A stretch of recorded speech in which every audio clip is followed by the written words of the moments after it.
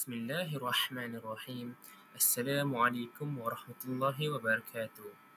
Hari ini, saya Ilham bin Muhtar akan menerangkan apa itu pendidikan.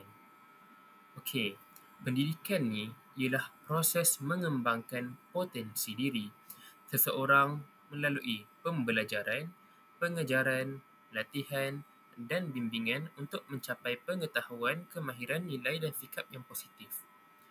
Pembelajaran tersebut antaranya yang kita tahu iaitu seperti subjek matematik, sains, bahasa Melayu dan sebagainya.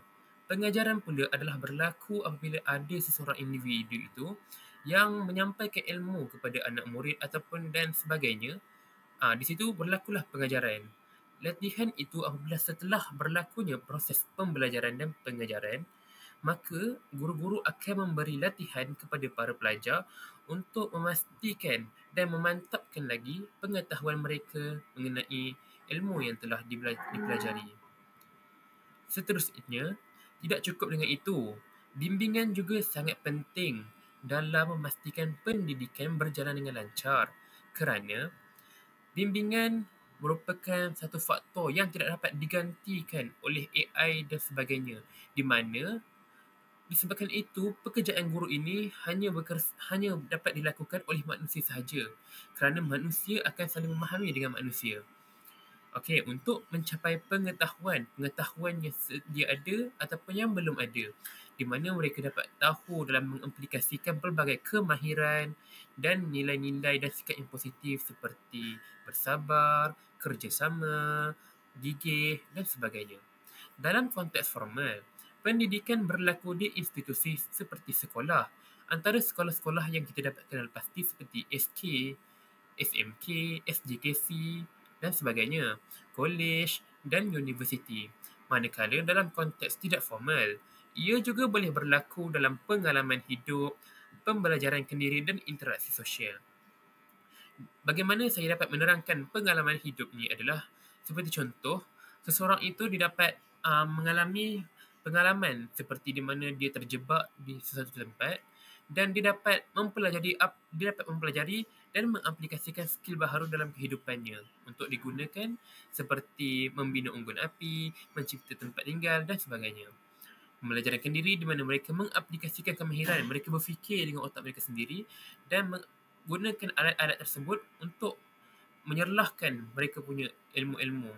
Dan seterusnya interaksi sosial iaitu hubungan antara manusia sesama manusia, di mana interaksi tersebut dapat membuatkan mereka berkongsi maklumat dan pembelajaran sesuatu perkara walaupun ianya bukan secara formal seperti subjek-subjek di sekolah.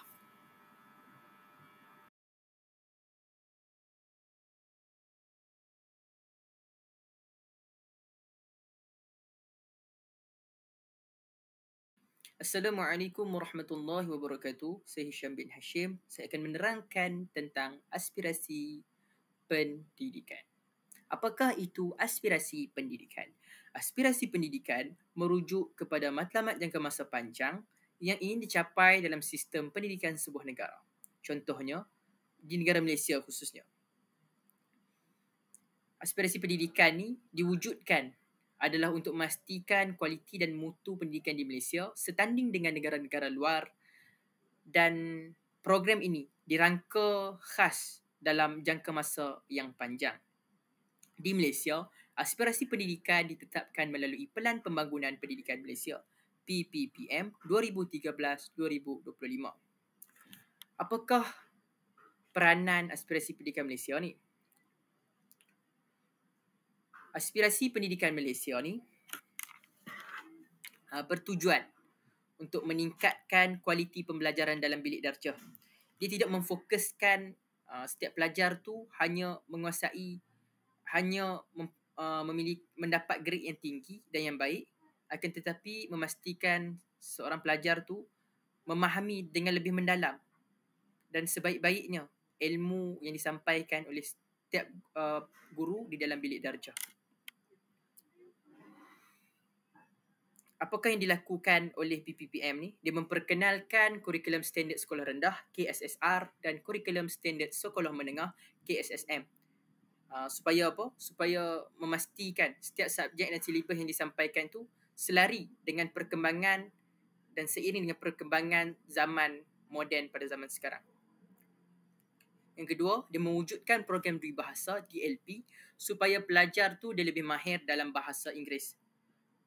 Hal ini secara tidak langsung, pelajar yang belajar di setiap sekolah tu dia tidak hanya mahir dalam satu bahasa, akan tetapi dia mahir dalam dui bahasa, iaitu bahasa Inggeris dan bahasa Melayu.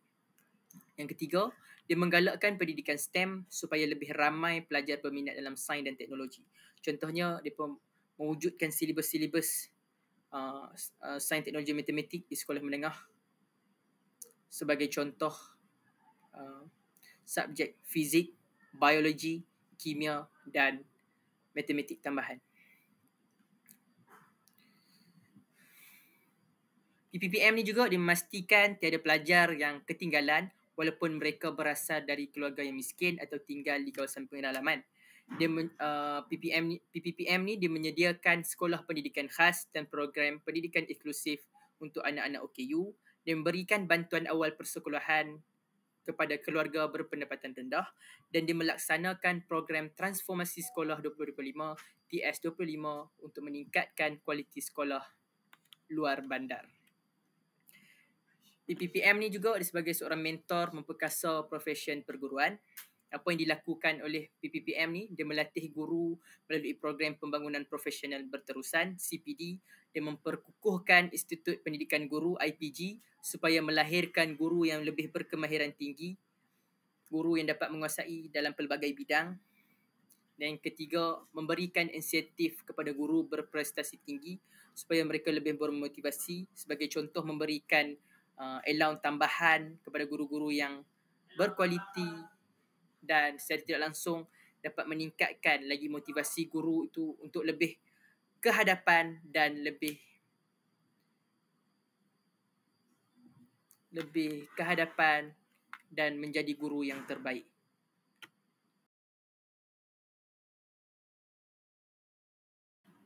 Elemen aspirasi pendidikan. Yang pertama, akses pendidikan berkualiti, iaitu pihak kerajaan dia memberikan menyediakan pendidikan berkualiti kepada murid dan pelajar di Malaysia tanpa mengira latar belakang kaum, dan pendidikan itu diberikan sama rata.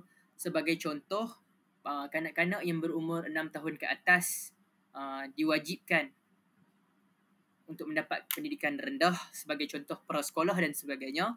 Dan yang kedua, pihak kerajaan menyediakan bantuan seperti bantuan awal persekolahan, bantuan makanan percuma seperti rancangan makanan tambahan kepada pelajar yang memerlukan, dan beasiswa untuk pelajar miskin.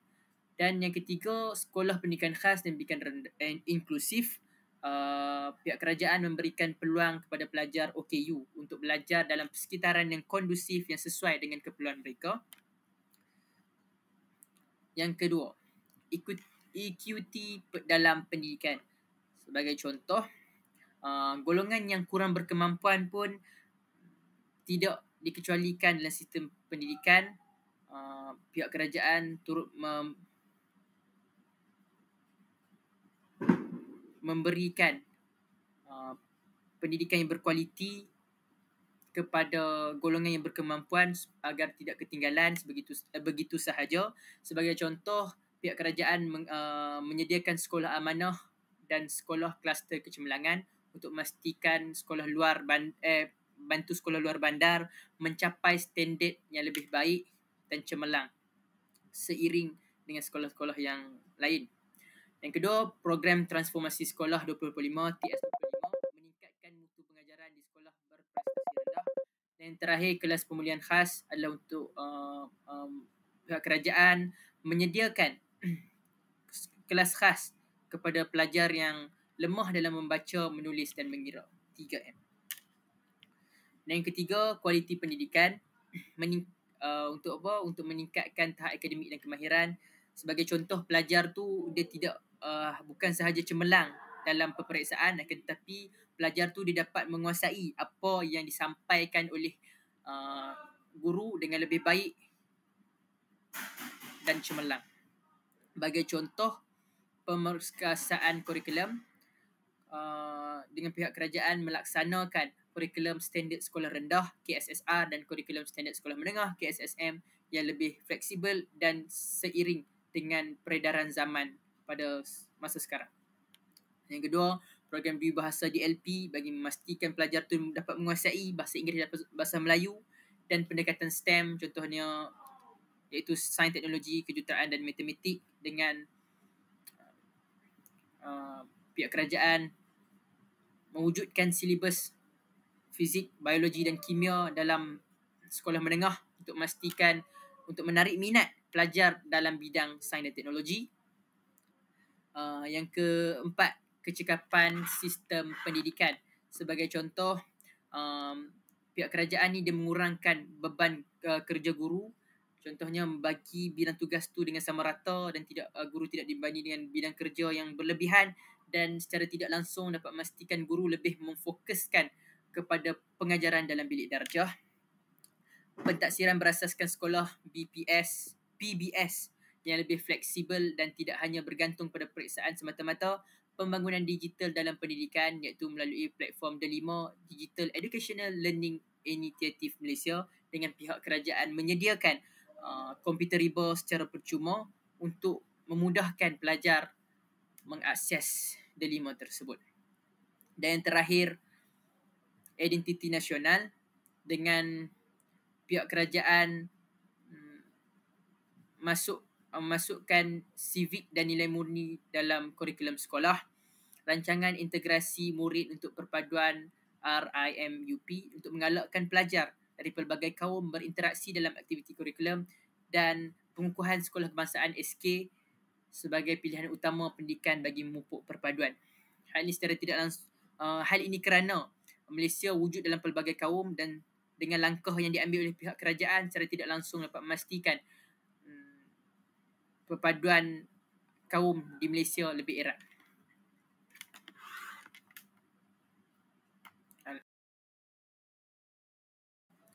Terdapat 6 aspirasi murid. Yang pertama, pengetahuan. Seorang murid tu dia dapat menguasai ilmu dalam pelbagai bidang. Sebagai contoh, seorang murid yang cemerlang dalam akademik tidak hanya memfokuskan dalam bidang akademik semata-mata, akan tetapi seorang murid tu dapat menceburi dalam bidang yang lain, sebagai contoh kemahiran dan sebagainya. Yang kedua, kemahiran berfikir, mampu berfikir secara kreatif dan kritis. Sebagai contoh, seorang murid itu dapat menyelesaikan pelbagai masalah dalam satu masa dengan cemerlang dan baik. Dan yang ketiga, kemahiran kepimpinan, berdaya saing dalam kepimpinan. Sebagai contoh, seorang murid dapat menerajui sistem kepimpinan di sebuah sekolah dengan menjadi seorang pengawas dan dapat menjadi pemimpin kepada murid-murid yang lain dengan baik dan berkeyakinan tinggi. Dan yang keempat, kemahiran dui bahasa, iaitu seorang murid itu menguasai bahasa Melayu dan bahasa Inggeris dalam satu-satu masa. Dan yang kelima, etika dan kerohanian. Contohnya dengan adanya subjek moral secara tidak langsung dapat melahirkan murid yang berakhlak tinggi dan punya nilai murni yang baik. Yang terakhir, identiti nasional, mempunyai jati diri sebagai rakyat Malaysia.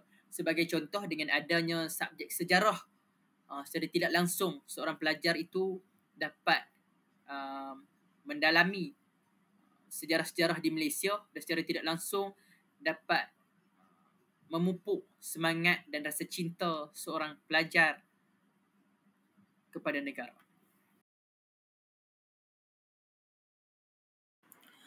Apakah tujuan aspirasi ini?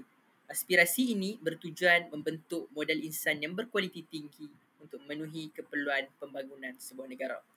Dengan adanya aspirasi ini akan melahirkan modal insan yang berdaya saing dan berkualiti tinggi seiring dengan negara maju yang lain, secara tidak langsung menyumbang kepada pembangunan sebuah negara. Hal ini kerana pelajar dan murid-murid merupakan harapan dan jentera pembangun kepada sebuah negara, seiring dengan peribahasa pemuda harapan bangsa, pemudi tiang negara.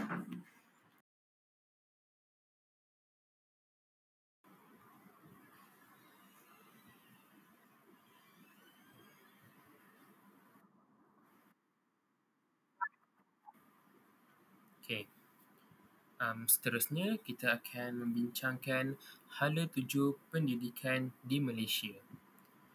Okey, hala tuju pendidikan di Malaysia ini adalah yang pertama, pendidikan berasaskan teknologi digital.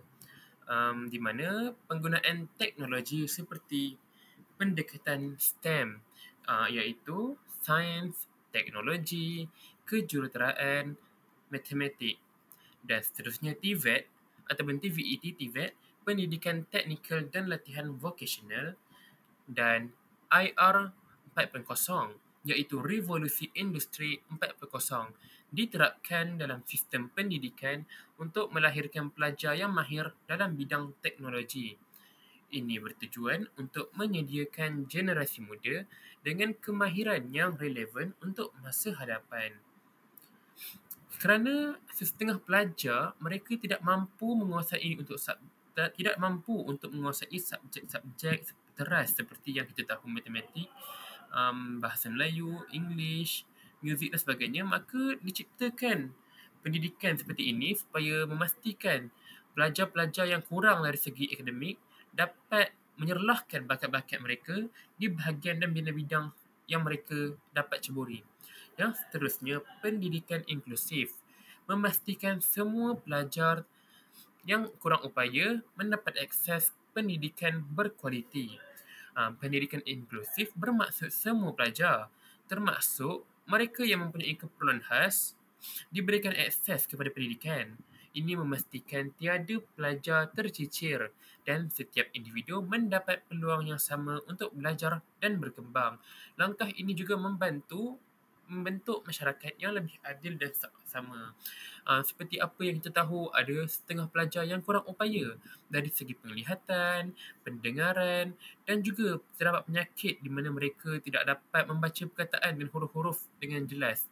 Oleh itu, kerajaan telah memastikan dan Kementerian Pendidikan telah memastikan bahawa memastikan kesaksamaan dalam kalangan pelajar supaya pendidikan di negara kita tetap berkembang walaupun sesetengah orang mengalami kelainan upaya.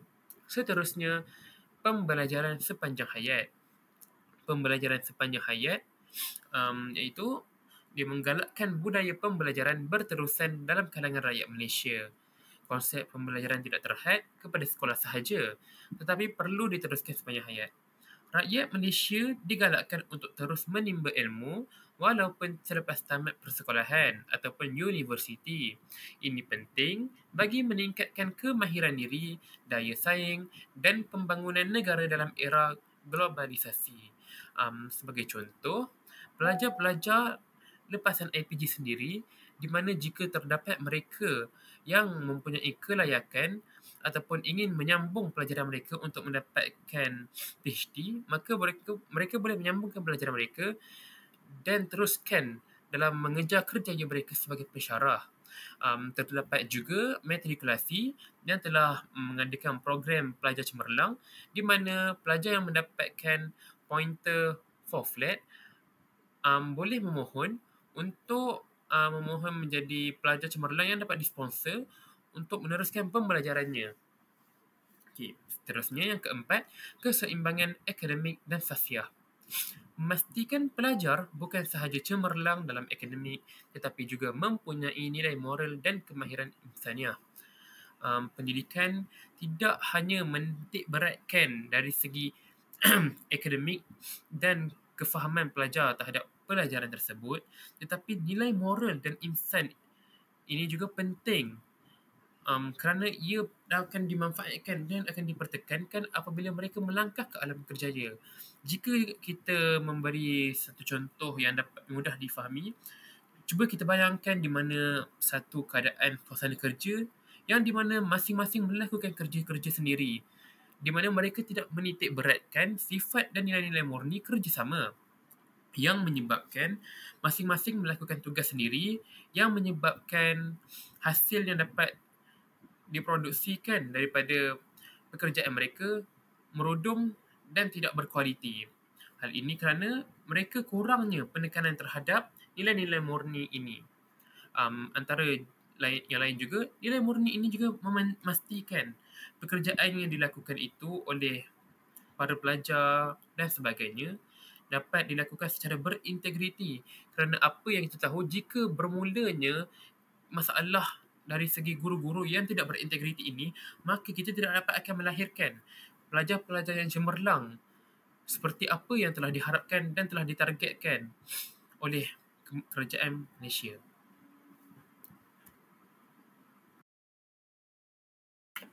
Seterusnya kita akan membincangkan berkaitan dengan kesan ataupun implikasi aspirasi pendidikan terhadap guru berjiwa pendidik. Kita highlightkan berkaitan dengan guru yang berjiwa pendidik kerana tugas seorang guru mestilah mempunyai jiwa. Jikalau seorang guru tidak mempunyai jiwa, maka tugasannya sekadar ala kadar dan umpama melepaskan batuk di tangga. Jadi seorang guru mestilah mempunyai jiwa seorang pendidik. Kerana guru merupakan satu individu yang berperanan penting dalam menjayakan aspirasi pendidikan. Yang pertama, seorang guru mestilah menjadi guru yang menjadi suri teladan terhadap anak-anak murid. Suri teladan ini bukan saja berkaitan dengan intelektual, maksudnya kesungguhan ataupun kepandaian seorang guru semata, tetapi berkaitan dengan perhiasan diri, berkaitan dengan akhlaknya dengan anak murid. Bagaimana penampilan seorang guru daripada hujung rambut sehingga hujung kaki, dan juga berkaitan dengan tutur bicaranya dengan anak murid. Pemilihan bahasa, bukan sahaja bahasa yang baik, bahkan bahasa yang mulia digunakan kepada anak murid. Ini menunjukkan seorang guru ini berjiwa pendidik. Mendidik bukan sahaja dari segi ilmunya, akan tetapi mendidik juga dari segi adab. Kerana kata Imam Al-Ghazali, menuntut adab dahulu, kemudiannya barulah kita menuntut ilmu. Guru juga seorang yang seorang pembantu yang hebat. Seterusnya, seorang guru juga adalah pembantu yang hebat. Guru bukanlah seorang tuan. Anak murid bukanlah hamba kita. Tetapi guru kita ni, tugasan kita adalah membantu anak murid. Membantu dari segi apa? Dari segi, sebagai contoh, setiap anak murid kita mempunyai bidang yang mereka minati ataupun bakat mereka yang tersendiri, yang Allah jadikan secara istimewa. Maka kita, seorang guru, mestilah melihat secara mendalam terhadap bakat anak murid kita. Jadi tugasan kita adalah mendorong murid-murid kepada apa yang mereka minat, bukan kita melarang apa yang mereka minat. Dan kita juga tidak boleh memaksa mereka untuk buat apa yang kita minat. Maksudnya kita, sebagai contoh, seorang murid mereka minat akan nasyid, tetapi kita minat akan bermain bola. Kita tidak boleh melarang anak murid kita untuk melakukan minat yang dia mahukan, dan kita memaksa dia untuk melakukan apa yang kita minat. Tapi kita sepatutnya kita mendorong, kita memberikan dorongan yang baik kepada anak murid kita, walhal apapun bidang yang dia minati, kerana ianya adalah bakat yang Allah jadikan secara istimewa terhadap dia. Maka seorang guru tak lain tak bukan, kita haruslah mencongkel bakat ataupun kita ada keinginan untuk melahirkan individu khususnya murid-murid kita ni untuk menjadi seorang yang hebat. Kerana tugasan guru ini bukanlah kerana diri kita sendiri, akan tetapi tugasan ini untuk membangunkan murid-murid, untuk merealisasikan impian murid-murid, dan juga kita nak berjasa kepada bangsa dan juga negara, insya-Allah.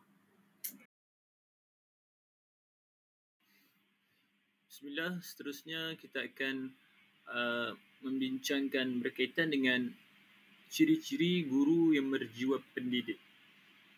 Okey, baik, yang pertama, seorang guru yang berjiwa pendidik mestilah komited terhadap pendidikan. Komited di sini merangkumi pelbagai aspek, khususnya disiplin dalam menjalankan tugasan ataupun kerja.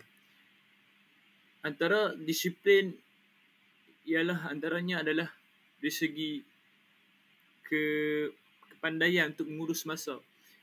Seorang guru yang committed sentiasa akan punctual dan akan hadir ke kelas ataupun sekolah dalam tempoh masa yang ditetapkan ataupun hadir awal. Sebagai contoh, jikalau waktu persekolahan bermula pada pukul 7, seorang guru yang committed akan hadir mungkin 15 minit ataupun 20 minit awal ke sekolah. Ini menunjukkan satu sikap yang semangat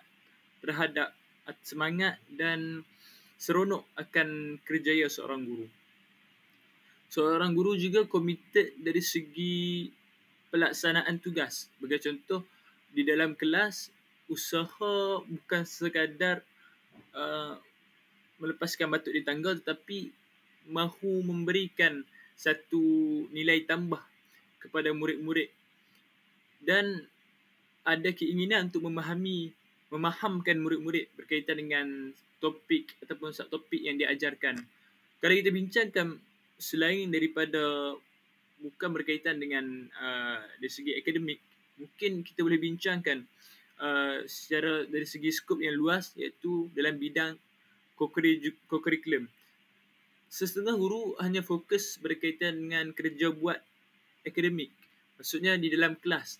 Akan tetapi apabila seorang guru itu diberi tugasan untuk menjadi seorang guru bola sepak ataupun guru sukan ataupun pertandingan lain seperti pidato, bahas dan sebagainya, jadi guru tersebut tidak ada usaha untuk memberi nilai tambah kepada murid-murid dari segi bidang co-curriculum.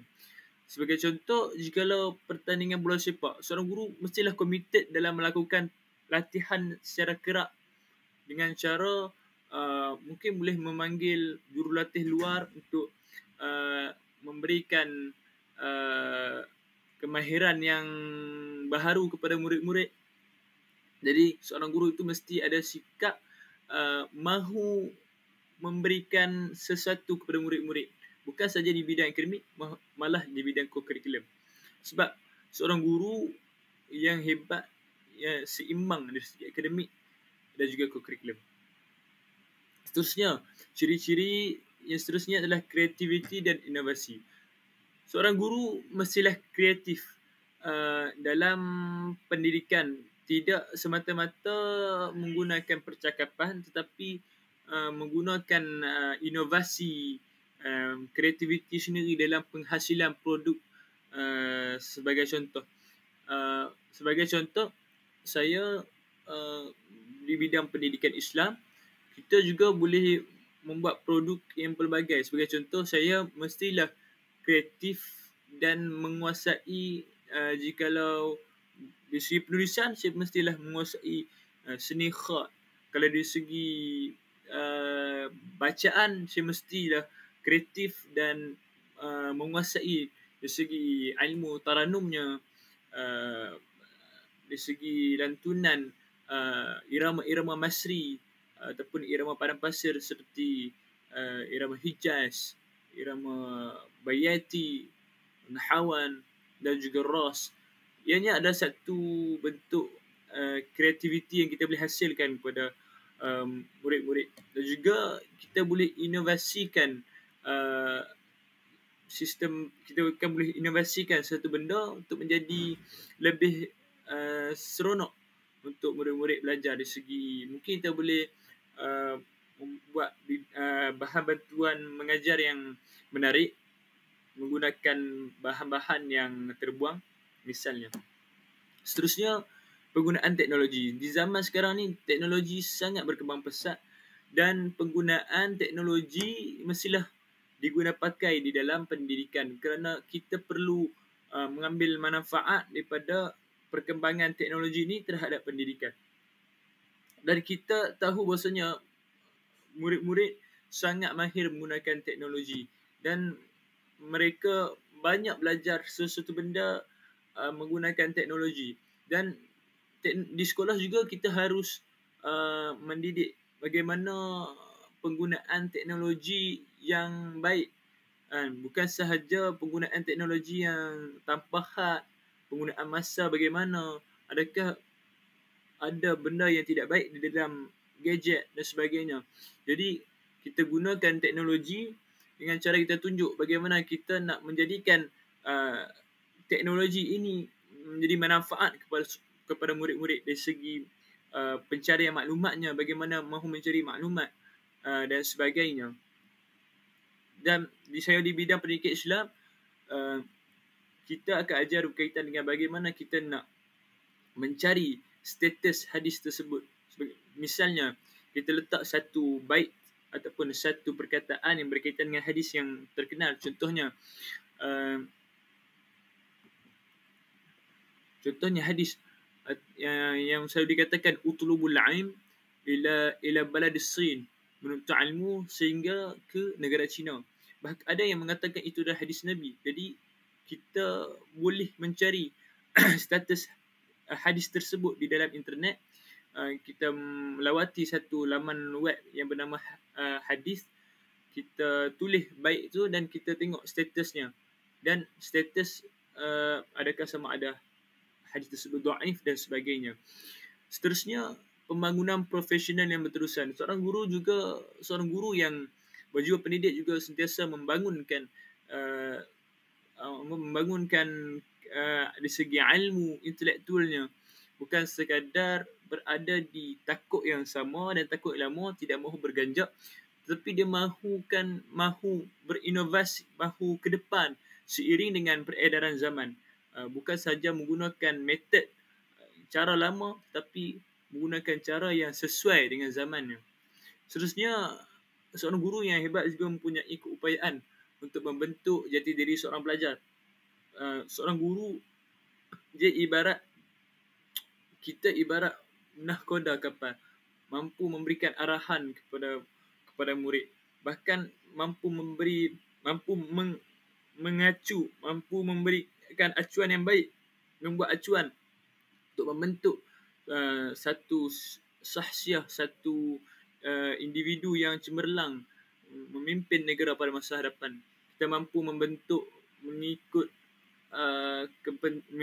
Al-Quran dan As-Sunnah dengan jiwa dan karamah insaniah selaras dengan falsafah pendidikan kebangsaan.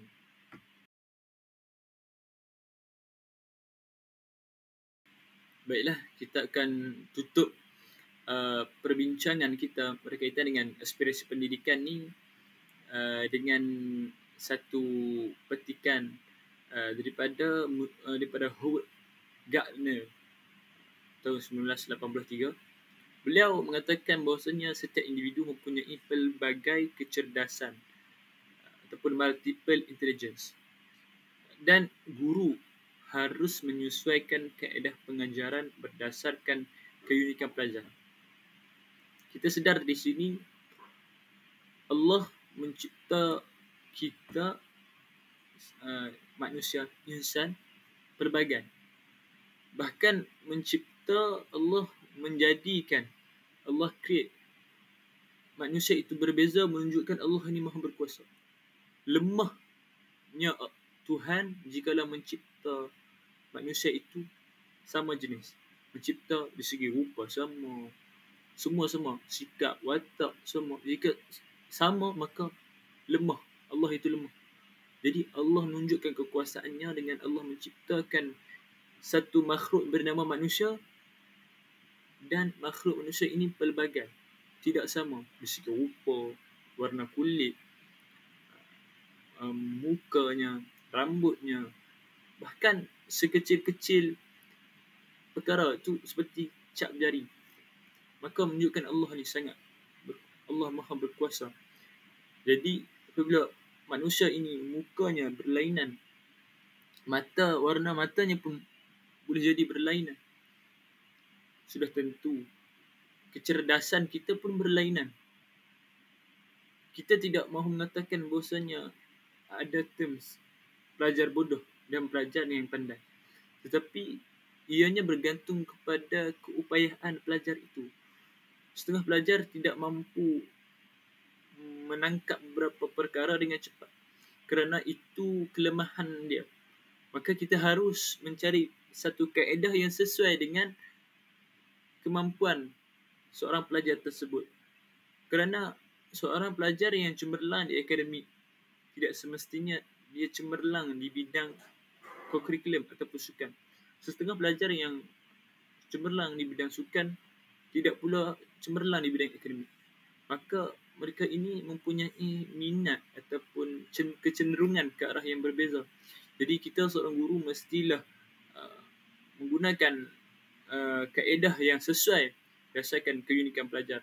Ada pelajar yang berminat di segi menggunakan deria pendengaran. Pelajar tersebut adalah pelajar yang menggunakan auditori, menggunakan audio untuk menangkap ataupun untuk memahami satu perkara. Maka kita perlu banyak menggunakan percakapan. Maka pelajar tersebut boleh mudah untuk memahami setiap tajuk. Ada pelajar yang suka akan visual, yang harus kita tunjuk, kita bentangkan apakah itu contoh, apakah itu daya graviti. Kita tunjukkan, ambil buah apple, jatuhkan, itulah tarikan, itulah gaya graviti. Kita tunjuk, bukan saja, mungkin kita juga boleh menggunakan slide dan sebagainya, ataupun guna BBA yang baik untuk kita memahamkan murid-murid berdasarkan keinginan mereka. Jadi usaha yang kita lakukan ini tidak bukan adalah semata-mata untuk memberikan kefahaman yang jitu terhadap murid-murid supaya mereka ada sikap minat terhadap pembelajaran dan mereka merasakan diri mereka tidak tersisih, tidak merasakan guru mereka itu memilih kasih akan pelajar yang lebih cerdik, tapi mereka tahu akan guru mereka juga cakna akan keinginan mereka. InsyaAllah itu sahaja daripada saya. Wabillahi taufiq wal hidayah. Assalamualaikum warahmatullahi ta'ala wabarakatuh.